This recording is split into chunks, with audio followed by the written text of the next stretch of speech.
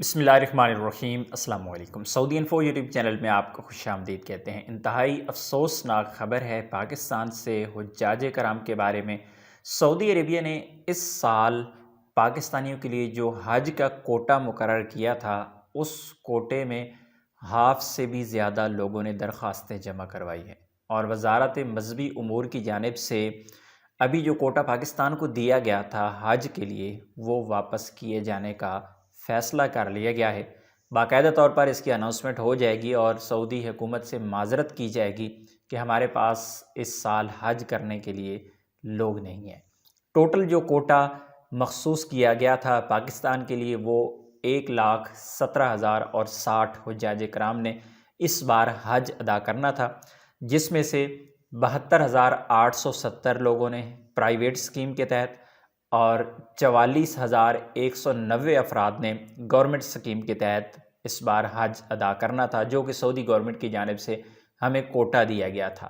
لیکن بدقسمتی سے اس وقت جو پرائیویٹ درخواستیں ہیں وہ ٹوٹل 8,000 لوگوں نے جمع کروائی ہیں، یعنی ٹوٹل 72,870 کیپیسٹی تھی پرائیویٹ حج کوٹا کی، اور اس میں صرف 8,000 لوگوں نے درخواستیں جمع کروائی ہیں۔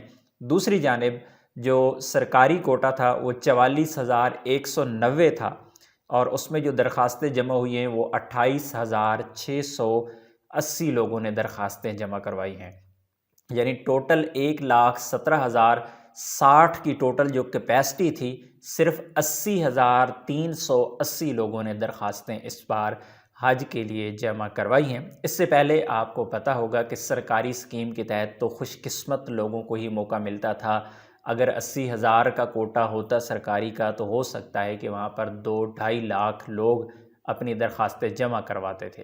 اسی طرح پرائیویٹ اسکیم جو تھی اس میں بھی لوگوں کی بڑی تعداد جمع کرواتے تھے اپنی درخواستیں، اور پاکستانیوں کی ایک بڑی تعداد ایسی تھی جو ہر سال اکثر اوقات حج ادا نہیں کر پاتی تھی، کیونکہ جو سعودی گورنمنٹ کی جانب سے کوٹا دیا جاتا تھا تعداد پوری ہو جاتی تھی اور لوگ رہ جاتے تھے اور پھر اگلے سال کا انتظار کرتے تھے۔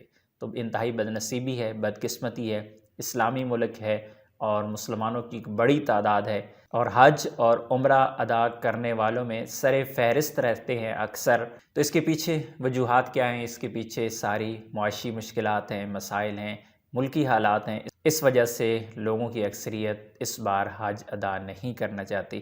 اللہ رب العزت سے دعا ہے کہ اللہ پاکستان کو اس معاشی بدحالی سے نکال دے۔ اپنی دعا میں یاد رکھیے گا۔ السلام علیکم۔